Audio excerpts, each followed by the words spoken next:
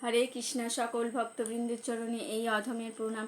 আপনি হয়তো ভাবছেন যে কি করে আমাদের সংসারের যে সমস্ত নিয়ম মা ঠাকুমার আমল দিয়ে হয়ে আসছে সেইগুলো কিভাবে ত্যাগ করে হঠাৎ করেই কৃষ্ণ সেবার সাথে যুক্ত হবে, সেগুলো যদি না করলে আমাদের সংসারে অমঙ্গল হয় তাহলে কি হবে।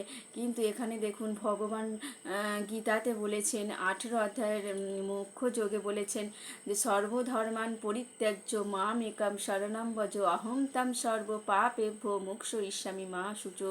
ভগবান বলেছেন যে তুমি সর্বধর্ম পরিত্যাগ করে শুধু আমার শরণে আসো, তাহলে আমি তোমার সমস্ত পাপ কিন্তু ক্ষয় করে দেব।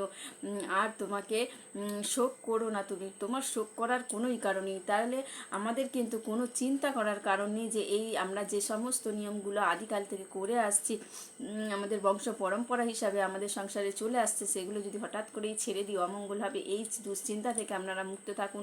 ভগবান স্বয়ং আমাদের কথা দিয়েছেন, তিনি যদিও আমাদের জীবনে কোনো পাপ দেবদেবীরা রুষ্ট হন তাহলেও তিনি সামলে নেবেন।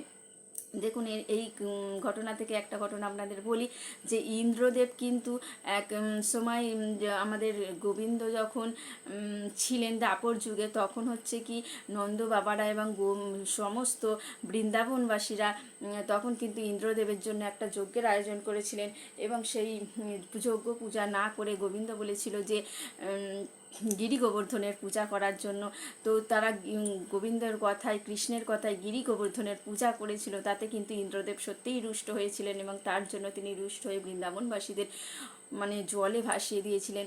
উনি 7 দিন প্রায় হয়তো হবে 7 দিন প্রায় জল মগ্ন অবস্থা করে দিয়েছিলেন, সমস্ত বৃন্দাবনকে ডুবিয়ে ভাসিয়ে দিয়েছিলেন। কিন্তু দেখুন কৃষ্ণ কিন্তু বাঁচিয়ে দিয়েছিল এবং পরবর্তীকালে ইন্দ্রদেব কিন্তু কৃষ্ণের কাছে ক্ষমা চেয়েছিল তার এই আচরণের জন্য।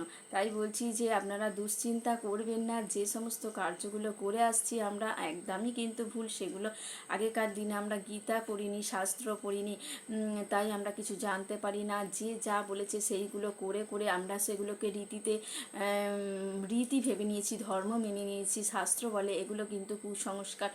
এখন যুগ পাল্টেছে। এখন দেখুন না, শ্রী চৈতন্য মহাপ্রভু বলে গিয়েছিলেন যে পৃথিবীতে আছে যত নগরাদি গ্রাম সর্বত্র আমার নাম হইবে প্রচার। আজ দেখুন কত কত প্রচার হচ্ছে। আজ থেকে প্রায় 10 বছর আগে আমরা কোনো তিলকধারী মানুষ দেখতে পেতাম না, কণ্ঠীমালা পরে কাউকে জপমালা হাতে কোনো মানুষ দেখতে পেতাম না। আজ রাস্তায় বেরোলে কত এরকম মানুষের সাথে ভক্তদের সাথে আমাদের আলাপ হচ্ছে, কত প্রচার কার্য বেরিয়েছে। ইস্কন আজ মানুষের দ্বারে দ্বারে পৌঁছে গেছে। তাহলে আমাদের এখনও কিন্তু যদি না সচেতন হয় আর কবে হব। সময় কিন্তু ফুরিয়ে যাচ্ছে, হাতে আমাদের সময় নেই। আমাদের আচার্যদেবরা বলেন যে নাকি আর 10,000 বছর এইভাবে হরিনাম সংকীর্তনের প্রচলন খুব হবে, কিন্তু তারপর থেকে এটা আবার কমতে থাকবে। তাই এই 10,000 বছরের মধ্যে আমাদের কিন্তু ভক্তে পরিণত হয়ে ভগবান ধামে ফিরে যেতে হবে। সময় হাতে কম, চটপট সবাই কিন্তু ভক্তি জীবনে আসুন, যুক্ত হন, কৃষ্ণ ভাবনায় ভাবিত হয়ে কৃষ্ণ সেবার সাথে যুক্ত হন, তাহলে জীবনের সফলতা আসবে। আমরা জীবন কেন পেয়েছি সেই বিষয়ে একটা ভিডিও করব, তাতে বিস্তারিত বলবো জীবনটা কেন পেয়েছি। এই হেলায় হারাবেন না, সময় অমূল্য সম্পদ। সেই সময় যদি একবার চলে যায় আর ফিরে পাওয়া যাবে না, কৃষ্ণচরণ পাওয়া হবে না আমাদের। রাধে রাধে।